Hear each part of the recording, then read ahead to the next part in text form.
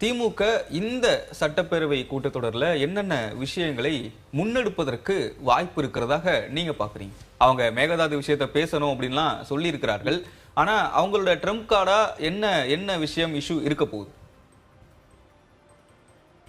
இல்ல முக்கியமா நீங்க அவர்களே குறிப்பிட்டதன்படி காவிரி மேகதாது பிரச்சனையை முதல்ல ரொம்ப ஹைலைட்டா அதுக்குதான் ஒத்திவைப்பு தீர்மானம் எல்லாம் கேட்டிருந்தாங்க. அதுதான் முதல்ல ரொம்ப முக்கியத்துவம் கொடுத்து பேசுவார்கள் ஒன்று.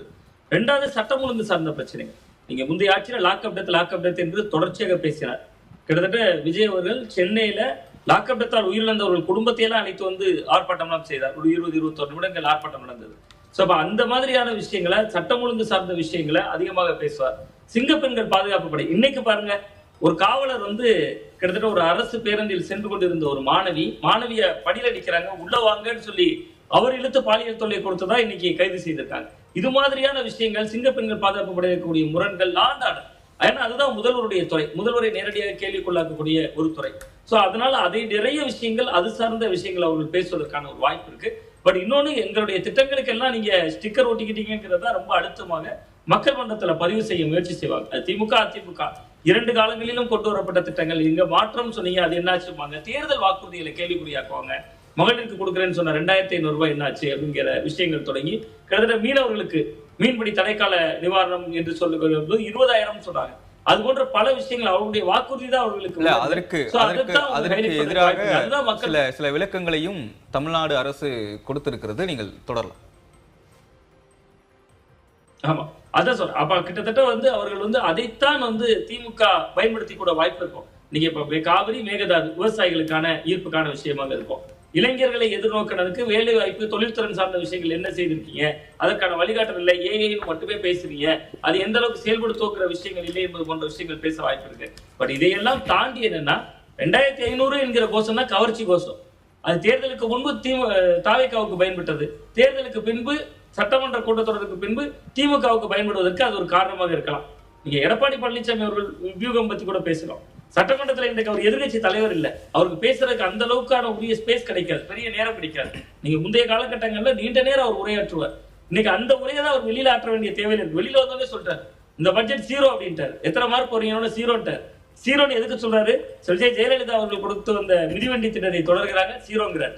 செல்வி ஜெயலலிதா அவர்களுடைய காலத்துல உருவாக்கப்பட்ட லேப்டாப் திட்டம் தொடரப்படுது, 0ங்கிறார். அதே மாதிரி கிட்டத்தட்ட தாலிக்கு தங்கம், அது வேறு உருவம் பெற்றிருக்கிறது. இன்னைக்கு தங்க நாணயம் வந்து கிட்டத்தட்ட 8 ஆமா, ஆடு மாடு எல்லாமே கொடுக்குறாங்க. என்ன ஒண்ணு, அதிமுக பதிலுக்கு எம்எல்ஏக்களே கொடுத்திருக்கு, 6 எம்எல்ஏக்களை. சோ அந்த மாதிரி நிலைமை மாறிக்கொண்டிருக்கிறது. இவர் 0 என்று அதனால் மனது வைத்து சொல்லி இருக்கிறார். அப்படிதான் நான் பாக்குறேன். அதனால இதை 0 என்று நாம் கடந்து விட முடியாது. கிட்டத்தட்ட அதிமுகவை சேதாரப்படுத்துகிற வேலையும் தாவேக்கா செய்யுதில்லை. சோ அந்த இடம் தான் திமுக சிக்கல்ங்கிறோம்.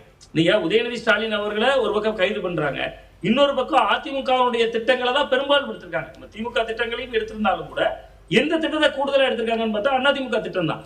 அப்ப அது இயல்பாகவே அதிமுக சட்டமன்ற உறுப்பினர்களுக்கு ஒரு மென்மையான போக்கு அது உருவாக்கிரும். அது வந்து அவர்களை அறியாம உருவாயிரும். அது நம்ம களத்துல நாளைக்கு உணரக்கூடும் நான் நம்புறேன். அதனாலதான் கிட்டத்தட்ட எஸ்பி வேலுமணி அவர்கள், சிவி சண்முகம் அவர்கள் இந்த இதை பாருங்க, பட்ஜெட்டுக்கு பின்புதான் மீண்டும் போய் நேரடியாக ருசியானந்த் அவர்களே சந்திக்கிறாங்க. இத்தனை நாள் சந்திக்கலையே. ஒரு வாரத்துக்கு முன்பு பேசினாங்க, டிடிவி தினகரன் உள்ள சேருங்க, சசிகலா அவர்களை உள்ள சேருங்கன்னு பேசினாங்க. இப்ப ஏன் சந்திக்கிற இடம் நோக்கி அது நகருது? அப்ப அது அதிமுகவின் திட்டங்களை அவர்கள் ஏற்கனவே அம்மா உணவகத்தை புதுப்பிச்சாரு. அப்ப இது எல்லாமே திமுக தாவேக்கான களம் மாறுச்சுன்னா, அப்படி இரட்டை துருவமா அவரால் மாற்ற முடியும்னா அது தாவேக்காக்கு தான் பலம். ஆனா திமுக என்ன நினைக்கிறாங்கன்னா, உதயநிதி ஸ்டாலினுக்கு இது பலம் அப்படின்னு நினைக்கிறாங்க. இல்ல, தாவேக்கான்னு ஒண்ணும் உருவாயிருச்சு, அது அதிமுகவை விழுங்கும் போது அது அசுர பலமாக மாறிடும். சோ அதை எதிர்கொள்வது திமுகவுக்கு தான் பெரிய சிக்கலாக இருக்கும் அப்படின்னு எனக்கு தோணுது. சரி, அதிமுக எடப்பாடி அவர்களுடைய ஸ்ட்ராட்டஜி என்னவாக இருக்க போகிறது? இன்று கூட ஆனந்த் அவர்களை சந்தித்து வந்த வேலுமணி போன்றவர்களாம் எங்கள் திட்டங்கள் தொடரப்படுது, நன்றி தெரிவிக்கிறதுக்காக சந்திச்சோம் அப்படின்லாம் சொல்றாங்க. தாவேக்காவில் சேர்றதுக்கு எண்ணம் இல்லை அப்படின்னு சொல்றாங்க. இப்படி இருக்கும்போது அதிமுகவில் ஒரு பிரிவினர் பட்ஜெட்டை வரவேற்கிறார்கள். எடப்பாடி எப்படி அணுகுவார்? எப்படி 0ன்னு சொல்லிட்டா போதுமா? எதிர்க்கிறதுக்கு போதுமான காரணங்கள் வேணும்ல? இல்ல, அவரு சட்டமன்றத்தில் வலுவான வாதங்களை வைப்பார். எடப்பாடி பழனிசாமி அவர்கள் எதிர்க்கிற பொழுது அவர் கடந்த கால வரலாறுலாம் கொண்டு வருவார். எங்களுடைய காலத்துல இவ்வளவுதான் கடன் வாங்கணும், அன்னைக்கு 3,25,000 தானே சொல்றாங்க, அதுல இருந்தே அவர் தொடங்குவார் ஆட்டத்தை. நாங்கள் பொறுப்பை விட்டு திமுகவை விட்டு நகர்ந்து செல்கிற பொழுது இவ்வளவுதான் இருந்துச்சு கடன். ஏன்னா இன்னைக்கு அவர் வந்து 2 பேரையும் அடிக்க வேண்டி இருக்காரு. எதிர்கட்சி தலைவர் கூட இல்லை இன்னைக்கு. கிட்டத்தட்ட 30 ஆண்டுகள் ஆண்ட ஒரு கட்சி அது இன்னைக்கு 3வது கட்சியாக சுருங்கி இருக்கு. நீங்க தாவேக்காவுக்கு இயல்பாவே லாபம் பாருங்களேன். நான் எடப்பாடிக்குள்ள வரதுக்கு முன்னாடி காமராஜர் பேர் சொல்லியிருக்காங்க. நீங்க ஒரு பக்கம் எதிர்ப்பு திமுக பேசும்போது காங்கிரஸ் கட்சியினுடைய சட்டமன்ற குழு தலைவர் எந்திரிச்சு பாராட்டு தெரிவிப்பாரு. காமராஜர் பெயரை திட்டங்களுக்கு சூட்டிருக்கீங்க. 65 ஆண்டுகள் ஆண்ட கட்சிகள் எங்களுக்கு எந்த திட்டத்துக்கும் பெயரை சூட்டல, நீங்க சூட்டிருக்கீங்க. 67க்கு பின்பு எங்களுக்கு அந்த அங்கீகாரம் கிடைச்சிருக்கு அப்படின்னு பாராட்டு. அதான் நான் சொன்னேன். ஒரு பக்கம் ஒரு பத்தல கொட்டு இருக்கு, கொட்டுக்கு 2 பக்கமும் அடி விழணும். ஒரு பக்கம் அடிக்கிற பொழுது இன்னொரு பக்கம் நாதஸ்வரம் வாசிக்க ஆரம்பிச்சிட்டாங்கன்னா வாழ்த்து பாடல மாறிடும்ல. அந்த மாதிரிதான் அந்த சபை இருக்க போகுது. அதை எடப்பாடி பழனிசாமி அவர்களை பொறுத்தவரை ரொம்ப பெரிய அளவுல அவர் எதிர்ப்பார், வீரியமாக எதிர்ப்பார். ஆனா அவருடைய தரப்புல இருந்தே வேலுமணி அவர்கள் யாராவது ஆதரிச்சு பேசுவாங்களே, சபாநாயகர் வாய்ப்பு கொடுப்பாரு. இன்னைக்கு அதுக்கான முன்னோட்டம் தான் நடந்திருக்கு. வேலுமணி அவர்கள் தரப்போ வேறு யாரோ எதுக்காக சந்திக்கிறீங்கன்னா எங்க தொகுதியின் வளர்ச்சி பணிகளுக்காக சந்தித்தோன்னு ஒரு வார்த்தையும் சொல்லியிருக்காங்க. இதுதான் கடந்த காலத்துல தேமுதிகவை உடைக்கிற பொழுது அதிமுக செய்த நிலைப்பாடு. சட்டமன்ற உறுப்பினர்கள் எதுக்கு வந்தாங்க? தொகுதியின் வளர்ச்சி பணிகளுக்காக வந்தாங்க. அவங்க சட்டமன்றத்தில் எப்படி ரியாக்ட் பண்ணாங்க? அதிமுக அரசு கொண்டு வந்த திட்டங்களை பாராட்டினாங்க. நீங்க எடப்பாடி பழனிசாமி அவர்கள் அவ்வளவு விஷயம் பேசியிருப்பார். இது சரியில்லை, அது தப்பு, இதுக்கு இவ்வளவு நிதி ஒதுக்க தப்புன்னு பேசியிருப்பார். பதிலுக்கு வேலுமணி தரப்பு அல்லது சிவி சண்முகம் எழுந்திருத்து இந்த பட்ஜெட்டை வரவேற்கிறோம்னா அது பேசு பொருளாயிருமே. எடப்பாடி பழனிசாமி அவர்கள் பேசியதை விட நீங்க தாவேக்காவின் வியூக பதிப்புல வேற ஒன்னா இருக்கும். எடப்பாடி பழனிசாமி அவர்கள் வசீகரமாக பேசுவார். அவர் சேலத்துல இருந்தாலும் பேசுவார், சென்னையில இருந்தாலும் பேசுவார், எங்க இருந்தாலும் பேசுவார். பட் ஆனா அந்த பேச்சை பெரிய அளவுல எதுவுமே செய்யாம சிவி சண்முகம் எழுந்திருந்து இந்த பட்ஜெட்டை மனதார வரவேற்கிறோம், யூகம் தான் பட்ஜெட்டை மனதார வரவேற்கிறோம், இந்த விஷயங்களை எங்களுக்கு அம்மாவின் கனவுகளை நினைவாக்குறீங்க, அம்மாவின் வடிவத்தில் உங்களை பார்க்கிறோம்னு ஒரு வார்த்தை ஏதோ சொல்லிட்டு போயிட்டாருன்னா ஏற்கனவே வாக்களித்தவர்கள் தானே. அப்ப அது வந்து அதிமுகவுக்கு சிக்கல், எடப்பாடி பழனிசாமி அவர்களுடைய வியூகத்துக்கு ஒரு முற்றுப்புள்ளி வச்சிரும். எடப்பாடி பழனிசாமி அவர்கள் மக்கள் மன்றத்தில் இதை பேசுறதா சரியானது. நீங்க அவர் சட்டமன்றத்தில் அவருக்கான நேரமும் குறைவு என்றுதான் இருக்கும். ஏன்னா எதிர்கட்சி தலைவர் இல்லைங்கிறதுனால ஒரு குறிப்பிட்ட நேரம் தான் இருக்கும். சோ மக்கள் மன்றத்தில்ங்கிறத அவர் வெளியில இருந்து பிரஸ் மீட் போட்டு கொடுக்கறது இல்லை. இனியாவது அவர் கட்சியை வழிநடத்த தமிழகம் முழுவதும் யாத்திரை போகணும், கிட்டத்தட்ட ஒரு பரப்புரை பயணங்கள்லாம் போகணும், கட்சியில் இருக்கக்கூடிய பிளவுகளை சரி பண்ணணும், அட்ஜஸ்ட்மெண்ட் பாலிடிக்ஸ் போகணும். இது இல்லைன்னா ஏற்கனவே அதிமுகவின் திட்டங்களை தான் ஸ்டிக்கர் ஒட்டியிருக்காங்க. திமுகவின் திட்டங்கள் எடுத்திருந்தாலும் பெரும்பாலும் அதிமுகவின் திட்டங்கள் தான். இந்த அதிமுகவுக்கு தான் சவால். இந்த கூட்டத்தொடர்ல பெரும் சவாலை சந்திக்கப்படுறது அதிமுக தான். ஓகே, புண்ணியவல்வன், எதிர்த்தரப்புல அதிகமான உறுப்பினர்கள் இருக்கிறார்கள். கூட்டணியில இருக்கிற உறுப்பினர்கள், ஆதரவு தெரிவிக்கிற உறுப்பினர்கள் கூட பட்ஜெட்ல சில குறைகளை எல்லாம் சொல்றாங்க. தாவேக்கா எப்படி சமாளிக்கும்? சுவாமிநாதன் சொன்னாரு, நீங்க தான் சொன்னீங்க, கேட்கிற கேள்விகளுக்கு அவர்கள் பதில் சொல்றது இல்லை அப்படின்னு. சரி, கேட்கிற கேள்விகளுக்கு பதில் சொல்லாம நாங்க இந்த பட்ஜெட்ல என்னென்னலாம் கொண்டு வந்திருக்கோம் அப்படின்னு அணுகுவாங்களா, இல்ல திமுக மேல அட்டாக் மூட்ல போய் பட்ஜெட் செஷனை முடிப்பாங்களா? நீங்க எப்படி பாக்குறீங்க? இல்லை, இறுதியாக பதிலுரை அப்படிங்கிறது இப்போ நம்ம என்னன்னா ஓவரால் மானிய கோரிக்கைங்கிறதுக்குள்ள போவோமே. ஒரு பட்ஜெட்டை நிதியமைச்சர் தாக்கல் செய்து விட்டார்.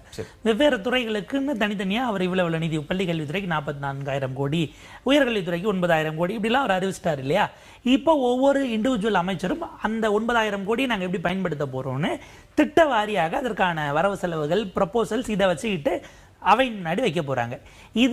இதை அவங்க கொண்டு வருவதற்கு முன்பாகவே பல நேரங்களில் ஸ்க்ரூட்டினைசிங் கமிட்டி இருக்கும். அந்த குழுவில் அனுமதி பெற்று அல்லது அப்ரூவல் வாங்கிட்டு தான் உள்ள வரப்போகுது. அதுக்கான கமிட்டிகளில் முடிச்சுட்டு உள்ள வந்த பிறகு அதை அவங்க ப்ரெசென்ட் பண்ண பிறகு தான் விவாதம் தொடங்க போகிறது.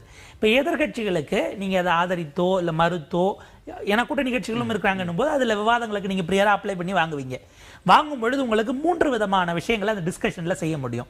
திருத்தங்கள் கொண்டு வருவது அப்படிங்கிறது முதலாவதாக. டிஸ்அப்ரூவல் ஃபார் பாலிசி, ஏதாவது ஒரு கொள்கை ரீதியிலாக அவங்க கொண்டு வர திட்டம், அதன் மீதான விமர்சனங்கள், அதில் திருத்தம் கொண்டு வரலாம். நீங்கள் எதிர்க்கிறதோட சேர்த்து திருத்தத்தையும் ப்ரப்போஸ் பண்ணலாம்.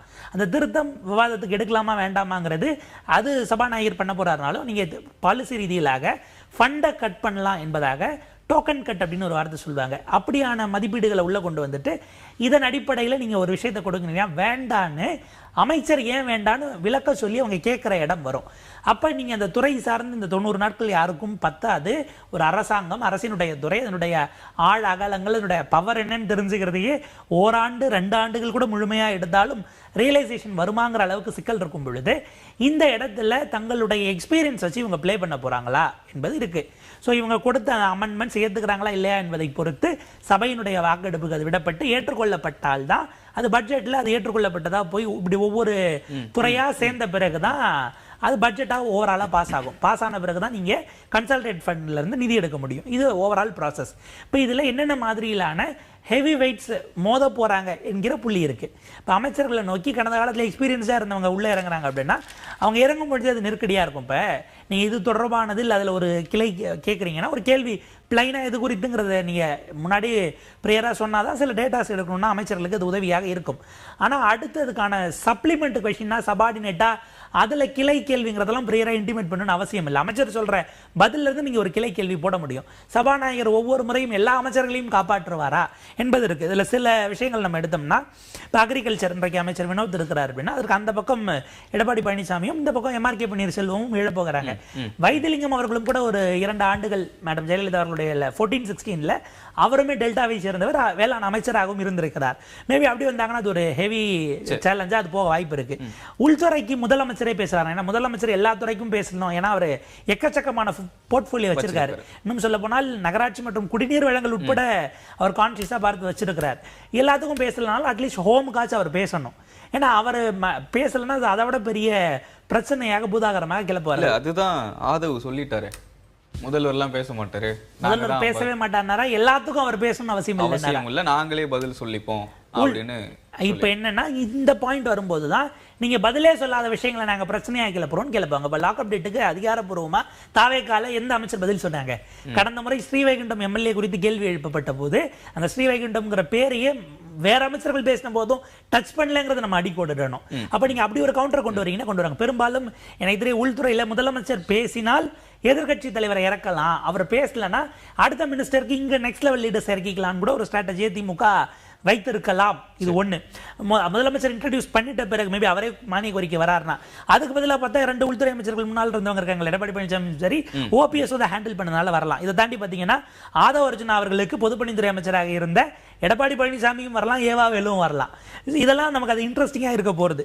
எனக்கு இதில் நான் இன்ட்ரெஸ்டிங்காக ஆர்வமாக பார்க்கறது சிடி நிர்மல்குமார் அவர்களுக்கும் செந்தில் பாலாஜி அவர்களுக்கும் வரக்கூடிய மின்சாரத்துறை சார்ந்த டிபேட் என்னவா இருக்க போகுதுங்கிறதுக்கு உள்ளபடியே நான் இருக்கேன். அதே போல ராஜ்மோகன் விசஸ் தங்கம் தென்னரசு, ஏன்னா அடிப்படையில் தமிழ் வளர்ச்சித்துறை அப்படிங்கிற வகையில் அப்போ நம்ம எடுத்தோம்னா அஃப்கோர்ஸ் மரியவில்சன் அவர்களுக்கும் தங்கம் தென்னரசு கிராஸ் பண்ணிக்கலாம். பட் ராஜ்மோகன் விசஸ் தங்கம் தென்னரசு கொஞ்சம் இன்ட்ரெஸ்டிங்காக இருக்கும். மேபி கூட்டணி கட்சிங்கிற வகையில் பழைய கணக்குகளை தீர்ப்பதற்கு விஸ்வநாதன் அவர்களுக்கு எதிராக அந்த பக்கம் கோவி செழியன் முன்னாள் உயர்கல்வித்துறை அமைச்சருங்கிற வகையில் அந்த தாவா எடுத்தா இதில் என்ன சிக்கல்லாம் இவ்வளவு நம்ம பேசுகிறோம் இல்லையா, லைவ்ல இதை கட் பண்ணாம நடுவில் அது நமக்கு பேக் ஃபயர் ஆனாலும் பரவாயில்லைன்னு லைவ் வந்தாதான் இந்த விஷயங்கள் எல்லாம் தெரிய வரும். இல்லைன்னா அங்க அசம்பிளியில் இருக்கக்கூடிய லைவ்ல இருந்து பார்த்து சொல்லக்கூடிய ரிப்போர்ட்டர்ஸ் மூலமா வர்றதுதான் ஃபுட்டேஜா கிடைக்காது. வெறும் செய்தியை மட்டும் நாங்கள் பழைய ஃபார்மேட்டுக்கு போறோம், பேக் டு ஸ்கொயர். அதாவது தாவேக்காவுடைய டிரான்ஸ்பரன்சி உள்ளபடியே நீங்க டெண்டர்ல தொடங்கி திமுகவினுடைய ஒயிட் பேப்பர்ல இருந்து பல விஷயங்கள் வியக்கத்தக்கதாக இருக்கிறது. ஆனால் தாவேக்கா அரசு குறித்த செய்திகளாக வரும்போது அந்த டிரான்ஸ்பரன்சி காணாம போயிருதுங்கிறது தான் பிரச்சனை. சமீபத்தில் பிசினஸ் ஸ்டாண்டர்ட்ல அதுல போடுறாங்க பிரவீன் சக்கரவர்த்திக்கு தமிழ்நாட்டினுடைய பட்ஜெட் பாலிசி கன்சல்டன்ட்ங்கிற மாதிரியான ஒரு வார்த்தையும் பயன்படுத்தி இருந்தாங்க. அப்படி அப்பாயின்மெண்ட் போடப்பட்டதா, அது அதிகாரப்பூர்வமானதா, அரசாணை இருக்கிறதா, இதெல்லாம் இப்போ வரைக்கும் தெரியாது.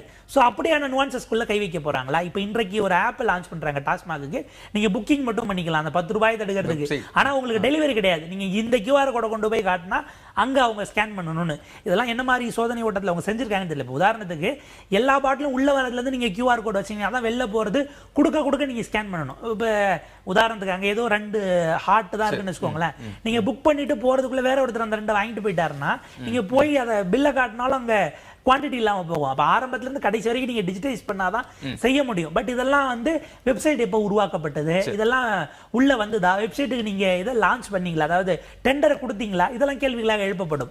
என்னன்னா அந்த அமைச்சர்கள் இப்ப ஒரு அமைச்சர் ஒரு முறை திக்கிறாரு அல்லது திணறாருன்னா அந்த 4 அமைச்சர்கள் அவங்க ரெடி பண்ணி வச்சிருக்காங்க. நிர்மல்குமார் அவர்கள், ஆதவ அர்ஜுனா, ராஜ்மோகன், ரமேஷ், 4 பேர். இந்த 4 பேருக்குள்ள யாராவது ஒரு வரலாம். ஒவ்வொரு முறையும் நீங்க இருக்கிற 33 பேர் 35 அமைச்சர்கள் நீங்க அத்தனை பேரையும் காப்பாற்றுற இடத்துல அந்த ரிஸ்கை நீங்க எடுக்க முடியாது. இன்னொன்னு பாலிசி சார்ந்து அந்த துறை சார்ந்து பின் பாயிண்டடா கேட்கிற கொஸ்டின் எப்படி நீங்க என்ன பண்ணுவீங்க அப்படிங்கிற சிக்கலும் இருக்கு.